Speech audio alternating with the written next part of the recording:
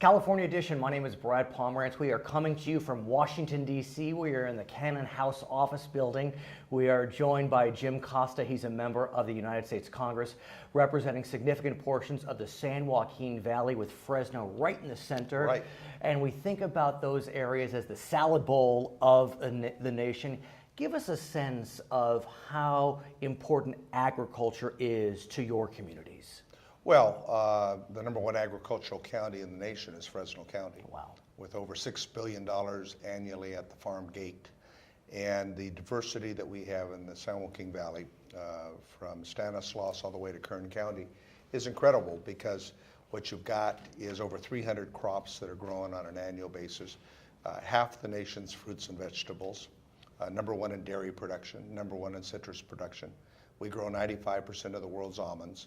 The list goes on and on and on, and I don't mean to sound like I'm bragging, No, but it's a fact. we're blessed. At the same time, when we think about the individuals working the fields, we know that for better or for worse, as a matter of fact, most of those individuals are undocumented. Correct, over 70% it's estimated. And that's despite the fact that there may be some visa programs that are available, but yet for whatever reason, they're not easy to access. Right. And so talk to us about those people in the fields, their lives, their families, their hopes and dreams. Well, I believe America is the story of the immigrants. Immigrants past and immigrants present. And these are all about generations of families, your family, my family, that have come from different parts of the world, in most cases with not much more than the clothes on their back. Literally. Truly, to work hard to try to have a better life for themselves and their families. And that's these people working in the fields are some of the hardest working folks doing some of the most difficult jobs you'll ever see. I know I've done those jobs. My family's farmed for 3 generations, and from the time I was 7 years of age to my mid-20s, I worked in the fields in various capacities, whether it was picking grapes or whether it was later working in our dairy. And when we hear the metaphor backbreaking, a backbreaking job, this literally is that type of job where you're literally hunched over and your body takes a serious beating. Well, it's hard work, but let me make a point here that I think is important. It's hard work, and some of it can be very physically rigorous and debilitating if you're not properly trained. But it also is rewarding work. I mean, you get a chance. When I worked on the fields, I work here 12 hours a day, and at the end of the day, I sometimes wonder, what have I done? Right. Because I can't look at anything that is tangible. Yeah, it takes time. But when you work in the fields, I mean, these are skilled jobs, whether we're talking about the various technologies involved in harvesting, whether we're talking about the value added in working in our processing plants. There are farming operations that actually, offer various incentive programs. Some of the facilities allow the people packing the fruit to put their photograph on the plant so that this is a box that they packed. They get back letters from South America, other places, people falling in love with the person that packed the plant because they like the photograph. It's inspiring. I mean, so there's and what's I think important is that so many of the children of these farm workers are the first to go to college. And let's These talk are about part that of the dreamers. when we come back. For our viewers on HLN, we thank you for joining us. For our other viewers, we'll be right back. What's interesting about those jobs, though, is that we hear foresters talk about how immigrants may be taking jobs away from citizens, from Americans.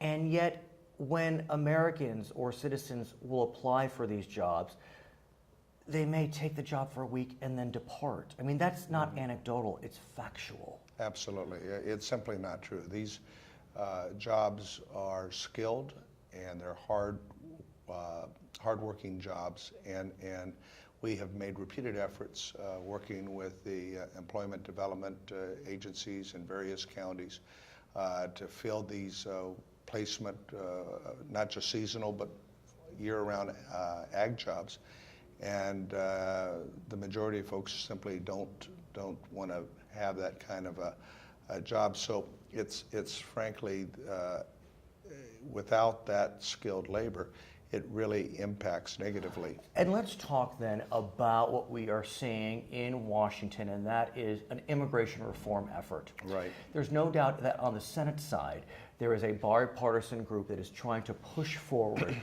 for immigration reform. And when we look at the ag side, when we look at farm workers, they're looking to provide almost 125,000 visas a year. The Secretary of Agriculture would be involved in setting those. What's your sense of that element of it, given that you represent the salad bowl of America? Right.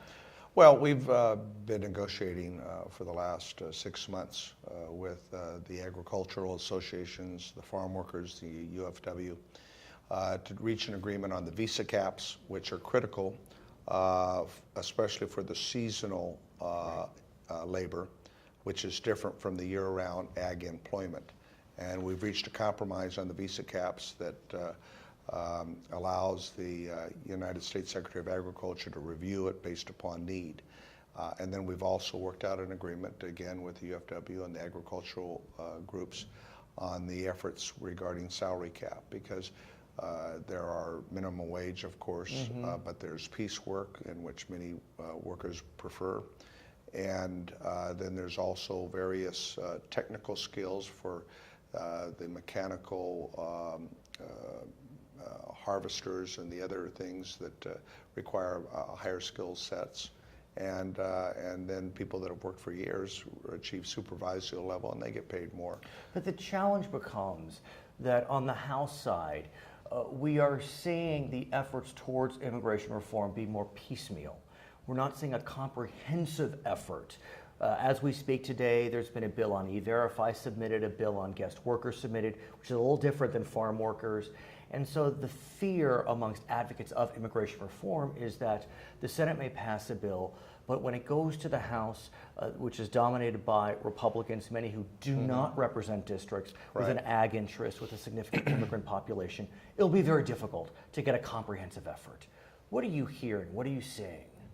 Well, that's why I believe that the comprehensive effort on the Senate is so important, and that they hopefully vote the measure out in May, and in early June that Harry Reid is able to, with the bipartisan support, move a bill to the House that puts pressure on us, because I think absent that, politically, with the House Republican, it's going to be very difficult to get them to support a comprehensive measure. Many of them view this as amnesty. This is not amnesty. But let's talk about that, because it is a pivotal issue for so many. How do you respond to those that say, wait a second, these 11 million individuals, or let's put the children aside for a second, the adults that came here illegally, why should we put them in the front of the line, or why should we give them a preference? Their children we can talk about separately, but how do you respond to those that have a very legitimate concern about giving preferences, whatever word you want to use, to those that did come here illegally? Well, I think there's some distinctions to be made. First of all, the comprehensive package includes improved border security, and we've done a lot to improve our security just in the last 5 years, in terms of billions of dollars of additional remote sensors, efforts to hire more border security guards and the like. So security at the border is a big part of a comprehensive solution. So let's remember that. Number two, I think we need to also focus on, we're not talking about amnesty, and we're not talking about giving them preference. We're talking about, in fact, that this is a earned path to citizenship. 13 years long. Right. And so that's not putting them in front of anybody, and that's not giving them preference. And they have to pay a penalty for having come here illegally. His name is Jim Costa. He is a member of the US Congress. My name is Brad Pomerance. We thank you for watching California Edition. Thank you. How many commodities do all of the farms and ranches of California manage?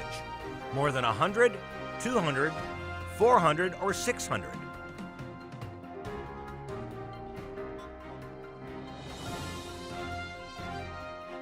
California's agricultural abundance includes more than 400 commodities.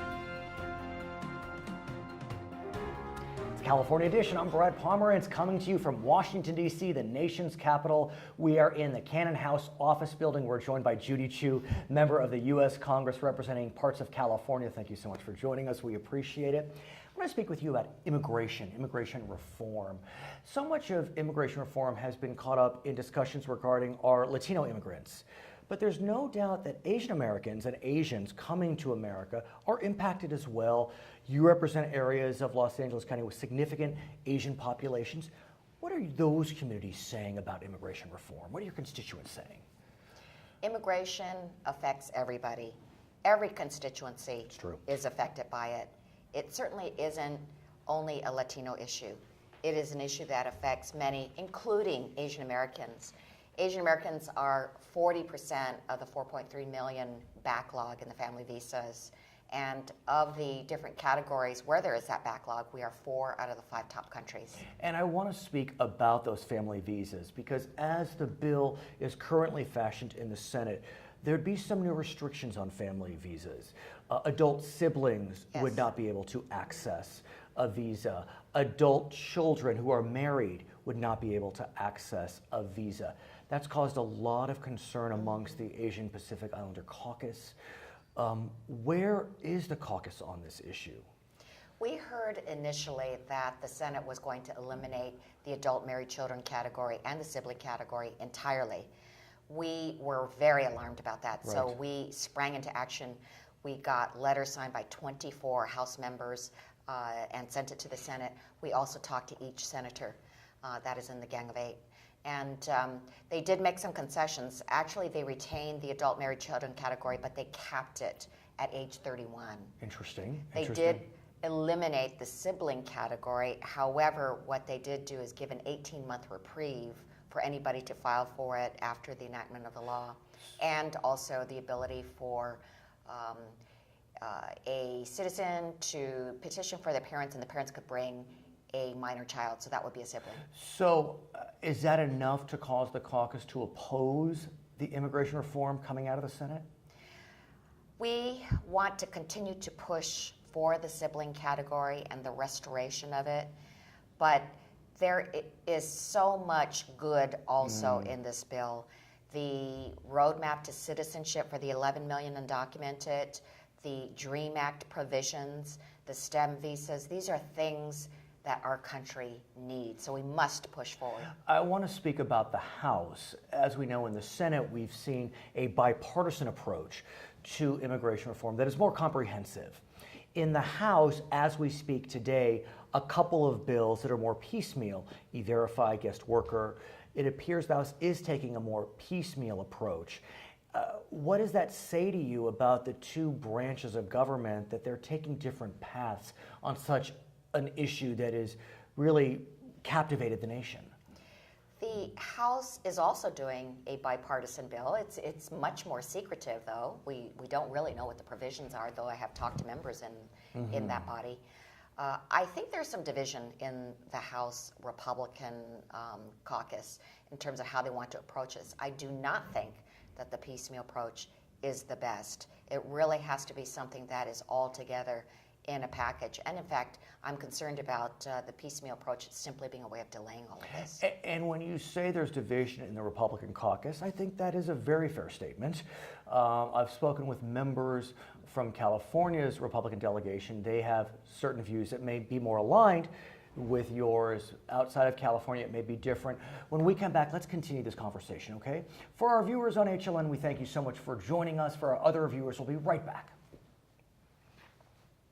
So, Congresswoman, when you look at the Republican caucus in the House, that caucus will be very important if immigration reform is to proceed. California Republicans, Nevada Republicans, Arizona Republicans, they may have a certain view that is more aligned with the immigration reform advocates. Outside of the Southwest, pretty different. Is that your perception? I think that you are right. There is a divide like that, and it has to do with the fact that California does have so many immigrants, so many Latinos, so many Asian American immigrants. Right. I also want to ask about what is known as the POWER Act. That is an act, a provision I believe that you were one of the lead sponsors on, and it focuses on using immigration status as a weapon in employment situations. Why don't you talk to us about the Power Act? I was so pleased that it was included in the Senate bill, but it protects undocumented employees from abuse by employers. Some employers hire them and then threaten them with deportation if they complain about the labor laws that protect all workers in this country. And so this will give them a temporary visa while they report on such a thing. At the same time, many of those workers are working in the agriculture industries, many in California. Yes. And there's no doubt that labor and business interests have been working to come together on a compromise. It appears we have one. Do you feel as if that compromise is a fair one? It talks about capping visas. It uses the Secretary of Agriculture to look at formulas that would be appropriate for the ag industry. Are you confident that both interests are protected as a Californian yourself? They had extensive talks over many months, and I was glad to see that they reached a resolution. If agriculture and the workers can agree, I would say that that is satisfactory. I want to talk about the border. We in California, we have a very large, long border with Mexico. It proceeds all the way through Arizona, New Mexico, Texas, and that is of concern to many members of Congress, both Democrats and Republicans. There's no question that many in the Republican caucus have been looking towards border security as a first step before moving towards a path of citizenship. As we speak today, it's hard to know whether border security will be the trigger that will then allow a path to citizenship, or if that path can proceed without a so-called trigger. Where do you see either House of Congress going on this issue that is so polarized? I think Republicans will continue to press on border security as a mantra. However, we spend more on border security than on all the other federal agencies combined. That includes FBI, the ATF, everything. So we spend a lot on border security. I went down to the border myself. Tell us what you saw. I saw a tremendous infrastructure. I saw fences that went all along the border between California and the Baja Coast. And I also went to the jails that were supposed to house the detainees. They had room for hundreds, and there were virtually a handful of people there. And the reason is the net migration is zero now. Through the southern border, through Mexico. That's right. I've heard that. I've also heard some immigration advocates expressing fears that the border is becoming militarized. You know, you have one side saying we need to really keep this border secure, but what about the other side of that argument, which is, do we want this arguably militarized border? We have to see whether this can be something that doesn't harass and do some kind of profiling of immigrants. We also have to make sure that people are protected in terms of their just basic rights. I want to speak with you about someone that may live in Monterey Park, or someone that may live in Alhambra, cities in your district. They may be Asian, they may be Asian American, and they're looking to you and they're saying, Congresswoman, we need immigration reform. I've asked other members this. When you look into their eyes and they look back at you, what are you seeing? What are they saying to you? Not just with their voices, but with their eyes, their expressions, their face. There's so many that have come up to me and talked about being split apart from their families for years, just waiting and waiting to be reunited. And they want this to change. They want this to change so that they can be together with their families and be strong. They want immigration reform now. That's what gives me the motivation. In the final analysis, in our final moments, will we see comprehensive immigration reform in 2013, 2014? I think we have the best chance in this year, the best chance than in a long time, than in 2 decades. Her name is Judy Chu. My name is Brad Pomerance. You are watching California Edition.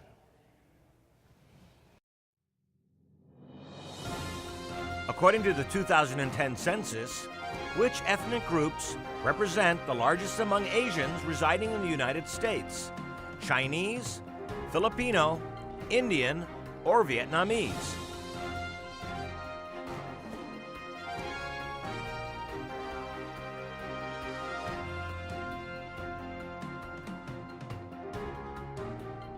Welcome, my name is Brad Pomerance. We are coming to you from Washington, D.C., the nation's capital. We are in the Cannon House office building with Mark Amodei. He is a congressman from the state of Nevada. Sir, thank you so much for joining us. Thanks for having me. We appreciate it. You have a very big district, I must say. Tell us about your district. Well, actually, before reapportionment, it was the largest district in the lower 48 that was not coterminous with the boundaries of a state. Wow. After reapportionment, we've cut back to 11 of Nevada's 17 counties, so we're only about the size of Indiana and Kentucky put together. That's remarkable. That is remarkable. I want to speak with you about Nevada, the changing nature of Nevada in the context of immigration reform. Yep. Because as you know, the Senate is moving forward with a comprehensive bill, a bipartisan bill arguably. The House is moving more piecemeal. What are you hearing from your constituents in Nevada, which is a state with significant immigrant populations, some ag? What are you hearing? Well, we've got about 1 in 4 people in Nevada are immigrants or of Hispanic descent. 1 in 10 voters the last election. So there's about 3 things that we're starting out with. One is when you're 1 in 4, you're not a special interest group. You have a seat at the board of directors. I hear you. Another thing is it's been about 35 years since Ronald Reagan and Tip O'Neill did immigration reform. Right. It's appropriate to look at how something's working after 35 years. And the other one is serving on the immigration subcommittee on the Judiciary Committee. We have had about 6 hearings between the full committee and the subcommittee. Right. Nobody has said, leave it the way it is. That's interesting. That being said, you're one of the Republicans who represents a district that does have significant immigrant populations. There are many of your colleagues who don't represent districts like that. And so the issues are not on top of mind. Their constituents may be saying, leave it as is. This is amnesty. We don't want to give these people a pass. So how do you speak with your colleagues about that issue? Because you really come from a unique place. Well, the issue is one that needs to be dealt with regardless of what your politics are. I'll go back to, it's been 35 years. Right. And quite frankly, even when you look across the country, I am unaware of at least any of my colleagues, that have been able to say, we really don't care about it. I mean, it affects the whole country directly, and in my experience, almost all directly, maybe a little bit indirectly. So, and it's not, one of the things I've learned in the 20 months I've been in this town, define amnesty, define comprehensive, define, whatever it may be. Yeah, assault weapon, you Right, name it, right. It's like everybody. And so when, what we've done to kind of take solace in all this is, forget about the cultural cliches and dig down on the facts and operate based on the facts. What about your business community? I think about Nevada, thriving businesses, but struggling, like California has through this downturn. Are they looking forward to immigration reform? Are they nervous about immigration reform? What all businesses want, whether it's tax policy, immigration policy, whatever, they want predictability and stability. And you have no predictability and stability with the immigration system the way it is now. That's whether it's the highest tech folks, like IGT in Reno, makes a lot of gaming devices, or folks that are providing key components of the service industry, whether it's agricultural, whether it's yard maintenance, everything in between. They need predictability and stability, and you have none of that right now. And what's interesting is I think this is the first time in a long time where we have seen labor and business truly come together. I mean, on the issues of farm workers, they've come together on this issue. The question is, can Democrats and Republicans come together on this issue? You know what, if it's really about the issue, I think they can. I mean, they're experiencing some stuff in the Senate bill, and we've got a group in the House. One of my colleagues, Raul Labrador from Idaho, Las Vegas High School graduate from Nevada, so there's a connection there. I mean, they're working on it too, and I can't use the word comprehensive, we'll see what happens. But it's like you have to address border security. For our viewers on HLN, we thank you for joining us. For our other viewers, we'll be right back. And let's talk about border security, sir, because that no doubt is a very significant issue. If you look back and compare 1986, when we first hit immigration reform, it appears border security was not addressed in a significant way. That being said, over the last 10 years, we've seen significant increases in the fence. Whether you like it or not, it's a fact. We've seen significant increases in the number of agents at the border. It appears that our border is becoming more secure. Is that being heard? Is that being felt? Well, if you look at the facts once again, we know that the border isn't just Texas to California, although that's what we all concentrate on. I mean, we do have a Gulf Coast, a couple of coasts, and that thing up north with Canada. You're right, that thing. But when you look at that, there's 12 segments. 9 of them are in pretty good shape. Right. There's 3 of them that get all the headlines. I've heard that. And so here's the 3 things in your buffet. You've got physical improvements, you've got personnel, and you've got technology. Look at those 3 segments. Look at the other segments. What's the mix? Let's do, instead of political, it's like, because if you don't have operational control of who comes and goes from your country, what your rules are when you get here really make no difference. And I want to talk to you about the notion of border security and the importance as part of the package. Initially, when the Gang of 8 from the Senate was working on their bill, there was a sense that border security would need to be deemed final, secure, before the path to citizenship could march forward. Now what appears to be is that we'll let the citizenship process move forward while we are verifying border security. Do you feel as if that order is correct? You know what? I think in order to have some credibility with people, whether they're Democrats, Republicans, Independents, or whatever, you have to say we have dealt in a holistic manner. You want to talk about families, you want to talk about legal status, and then maybe citizenship after that. You want to talk about tech workers, visa program, Right. You have to do it all together, because the history tells us that if you just do one or the other, that they start getting traded off, and if those trades don't go through, then you have a piecemeal approach. So what do we do at this stage? We have the Senate looking at that comprehensive package, the House currently taking, I don't you mean it pejoratively, the piecemeal approach. Right. Do you feel as if that if the Senate sends over a, quote, comprehensive bill, whatever that means, we don't know, but sends over that bill, that the House will be willing to look at that comprehensive approach? So It's not that trade-off piecemeal. I do. Now, you have to hear them one at a time. So they've got a bill of 844 pages out there. You've Right. already heard people say, we need to look more at this or more at that. You're going to have to hear the subjects one at a time. Of course. But when it comes time to start sending stuff to the floor and voting it off the floor, whether you have 6 bill numbers or 1 bill number, as long as it goes at the same time, and that's where those whip counts are going to be important. Say, listen, regardless of what context you bring it up in, at the end of the series, are we going to have all those issues dealt with? Are you a voice looking forward to immigration reform? Well, I let me know, put it to you it's this way. loaded. Define true. Right. But that notwithstanding, it's an issue that needs to be dealt with. So I am a voice for enough political posturing. And it's not about, I mean, even if you look at the Senate bill, it's years before any of those folks become 13. voters. So it's not, geez, I want those people to vote for me. It's like, if you're doing your job, this is a major issue. Healthcare, business, national security, 12 or 13 million people. I mean, it touches, it's called immigration, but it touches all aspects of what's going on here. We need to deal with it if you're doing your job. And Nevadans feel that? Your constituents you feel know what? that? It's interesting because I've got a district. People say it's pretty. I've got a district that's pretty thoughtful.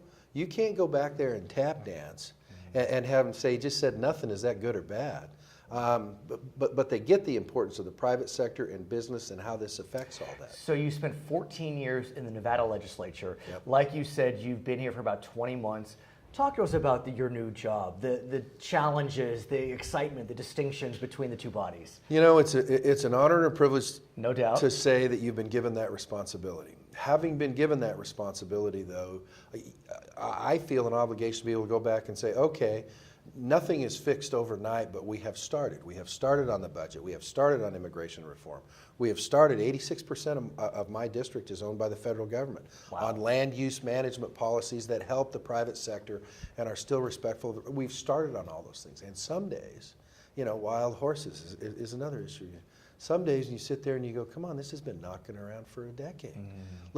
I mean, people win politically and lose politically, but at least you can go back and say something's been done, as opposed to we're still treading water. So that's I think the biggest challenge. I am hopeful. We got a presidential election past us.